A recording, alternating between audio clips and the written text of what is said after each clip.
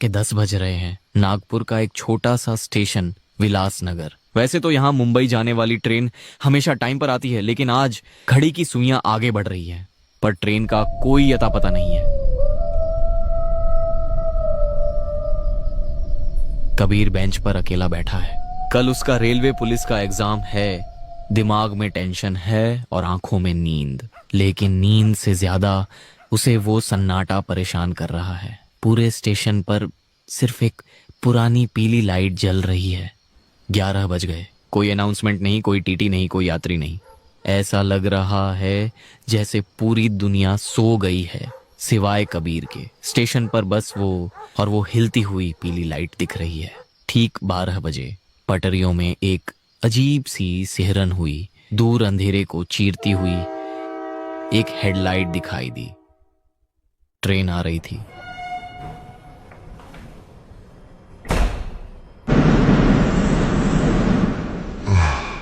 Train platform पर आकर रुकी। पूरी ट्रेन साइलेंट थी।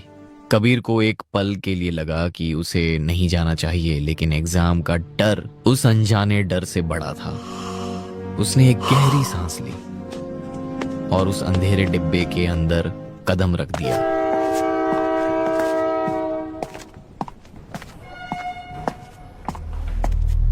कबीर बोगी के अंदर दाखिल हुआ। उसकी नजरें एक कोने से दूसरे कोने तक गईं। सीटें, गलियारा, ऊपर की बर्थ, सब कुछ खाली था। पूरी बोगी में एक भी यात्री नहीं था। कबीर एक पल के लिए ठिठका।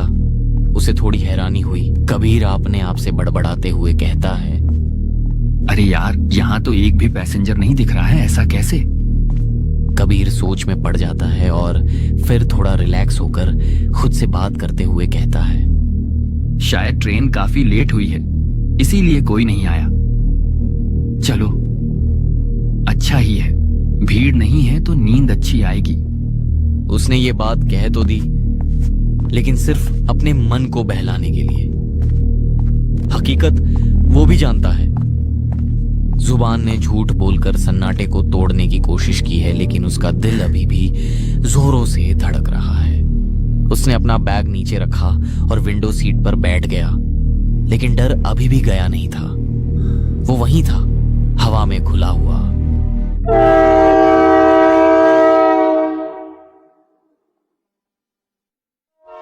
ट्रेन अब पूरी रफ्तार पकड़ चुकी थी। बाहर सिर्फ घना अंधेरा था और अंदर ट्रेन के पहियों का कभी ना रुकने वाला शोर। कबीर ने सोने की कोशिश की, आंखें बंद की, लेकिन डर उसकी पलकों पर बैठा था। नींद आना तो दूर, आंख बंद करना भी भारी पड़ रहा था। मन ही मन घबराहट में कबीर सोचता है, यार, कोई तो आ जाओ, कोई एक पैसेंजर भी आ जाए तो जान में जान आए। तभी घड़ी देखकर खुद को समझाते हुए कहता है, अभी तो 10 से 12 घंटे का सफर है, ऐसे बैठकर कैसे कटेगा? मुझे अभी सो जाना चाहिए, चाहे नींद आए या ना आए। कबीर ने हिम्मत करके जैसे ही अपनी आंखें बंद की, तभी डिब्बे के दूसरे छोर से एक आवाज आई।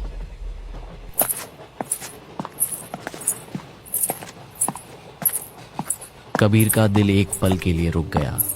पायल की आवाज इस खाली ट्रेन में। उसकी हालत डर से और खराब हो गई। उसमें इतनी हिम्मत भी नहीं थी कि वो उठकर देखे कि आवाज किसकी है।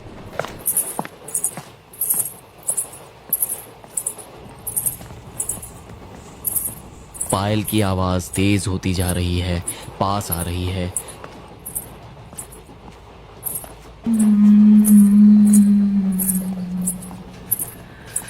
तेजी से चलते हुए उसके पास से एक औरत गुजरी। वो औरत सीधे देख रही थी। उसने कबीर की तरफ देखा तक नहीं, जैसे कबीर वहां मौजूद ही ना हो। वो इतनी तेज गई कि कबीर उसका चेहरा तक देख नहीं पाया। वो आगे निकल रही थी कि कबीर ने हिम्मत जुटाई और थोड़ी कांपती आवाज में कहा, सुनिए।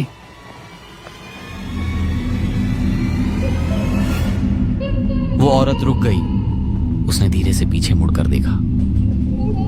उसने राजस्थानी घाघरा चोली पहनी है, हाथों में बड़े बड़े कंगन, नाक में बड़ी सी नथनी आंखों में गहरा काला काजल और सबसे डरावना, उसके माथे और गाल पर चोट का एक बड़ा काला निशान है। वो चुपचाप खड़ी कबीर को देख रही थी। उसकी आंखों में कोई भाव नहीं था, बस एक गहरा सन्नाटा। कबीर किसी तरह हिम्मत जुटा है, कहता है, आगे आपके साथ कोई है क्या? औरत ने कोई जवाब नहीं दिया, बस एक पल उसे घूरा और चुपचाप आगे वाले डिब्बे की तरफ चली गई। कबीर अपने आप से बड़बड़ाते हुए खुद को तसल्ली देते हुए कहता है, अगर ये औरत आगे गई है, इसका मतलब आगे के डिब्बे में कोई ना कोई जरूर होगा। हाँ, मुझे भी वहीं जाना चाहिए। यहाँ ऐसे अकेले बैठा रहा तो नींद नहीं आएगी।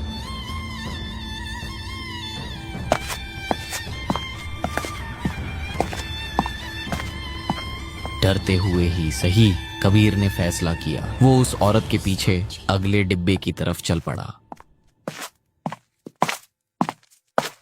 कबीर अगले डिब्बे में दाखिल हुआ। उसकी नजरें उस राजस्थानी औरत को ढूंढ रही हैं, लेकिन यह डिब्बा भी बिल्कुल खाली था। दूर दूर तक कोई नहीं। वो औरत जैसे हवा में गायब हो गई थी। कबीर कांपती हुई दबी आवाज में कहता है, कोई है? कोई जवाब नहीं आया, सिर्फ ट्रेन के पहियों की खड़खड़ाहट थी। कबीर का गला सूख गया। उसे लगा शायद वो उसका वहम था। हार मानकर वो पीछे मुड़ा और अपनी सीट की तरफ वापस जाने लगा। तभी कोई है क्या यहाँ? कबीर के रोंगटे खड़े हो गए। उसके ठीक पीछे उसकी ही उम्र का एक लड़का खड़ा था। साधारण कपड़े, नॉर्मल लहजे में लड़का कहता है, हेलो भाई। मेरा नाम राजेश है। मैंने आवाज सुनी, तुम ही आवाज दे रहे थे क्या? कबीर की जान में जान आई। उसे लगा कम से कम कोई तो इंसान मिला। थोड़ा हांफते हुए कबीर कहता है, हाँ, वो मैंने अभी किसी औरत को यहाँ से जाते हुए देखा था। मैं अकेला बैठा था तो लगा शायद वो इस डिब्बे में आई होगी। तुमने उसे देखा? तभी राजेश कंधे उचकाते हुए, अच्छा, मुझे पता नहीं भाई। मैं तो कोने वाली सीट पर सो रहा था। शायद मेरी आंख लगी थी, इसलिए पता नहीं चला। थोड़ा रिलैक्स होकर कबीर कहता, अच्छा, तुम कहाँ जा रहे हो? मैं मुंबई जा रहा हूँ, कल मेरा एग्जाम है। अरे क्या बात कर रहे हो, मैं भी एग्जाम देने ही जा रहा हूँ। दोनों का मकसद एक था, मंजिल एक थी। उस सुनसान डरावनी ट्रेन में अब वो अकेला नहीं था। अकेलेपन का वो भारी डर अब भरोसे में बदल गया था। दोनों एक साथ सीट पर बैठ गए। कबीर अब सुरक्षित महसूस कर रहा था, लेकिन कबीर ये नहीं जानता था कि कभी कभी इंसान भूतों से ज्यादा खतरनाक होते हैं। तेज रफ्तार से दौड़ती हुई ट्रेन की खड़खड़ाहट। खिड़की के बाहर सिर्फ अंधेरा है। अचानक ट्रेन की रफ्तार कम होने लगती है। एक सुनसान और धुंधले स्टेशन पर ट्रेन धीरे धीरे रुकती है। पूरे प्लेटफॉर्म पर सन्नाटा है। सिर्फ एक पीली रोशनी वाली चाय की स्टॉल खुली है। राजेश खिड़की से बाहर झांकता है। उसकी नजर उस अकेले खुले हुए स्टॉल पर पड़ती है। वह अपनी सीट से खड़ा हो जाता है। राजेश कबीर की ओर देखते हुए कहता है, स्टेशन तो पूरा सुनसान है यार, लेकिन वहाँ एक स्टॉल खुला है। मैं कुछ खाने के लिए ला रहा हूँ। तुझे कुछ चाहिए तो बोल। नहीं, मुझे कुछ नहीं चाहिए, मुझे बस सोना है अब।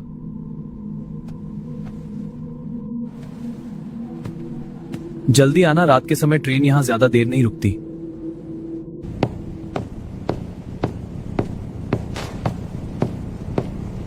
राजेश डिब्बे से नीचे प्लेटफॉर्म पर उतरता है। राजेश चलते हुए उस अकेली जलती हुई स्टॉल पर पहुंचता है। स्टॉल पर एक 65 साल का बुजुर्ग बैठा है। उसने सफेद कुर्ता पहना है और गले में एक पुराना मटमैला रुमाल है। उसके चेहरे पर झुर्रियां हैं और आंखें थोड़ी अजीब। बुजुर्ग इंसान भारी और धीमी आवाज में कहता है, क्या दूं बेटा? काका, एक चाय देना, अदरक वाली। केतली की भाप उठ रही है। वह गिलास राजेश को बढ़ाता है। राजेश चाय की चुस्की लेता है। तभी बुजुर्ग राजेश को घूरते हुए कहता है, बेटा, ये ट्रेन कौन सी है? इसे पहले कभी इस रूट पर नहीं देखा, और इस समय तो यहाँ कोई ट्रेन नहीं आती। अरे काका, ये नागपुर से मुंबई जाने वाली ट्रेन है। क्या? नहीं नहीं बेटा, वो ट्रेन तो रात 11 बजे ही निकल गई। अब तो अगली ट्रेन सुबह आएगी। क्या बात कर रहे हो? तो फिर हम अचानक ट्रेन की दिशा से राजेश! राजेश चाय छोकर पागलों की तरह ट्रेन की तरफ भागता है। वह डिब्बे में चढ़ता है। वहां का मंजर देखकर वह सन्न रह जाता है।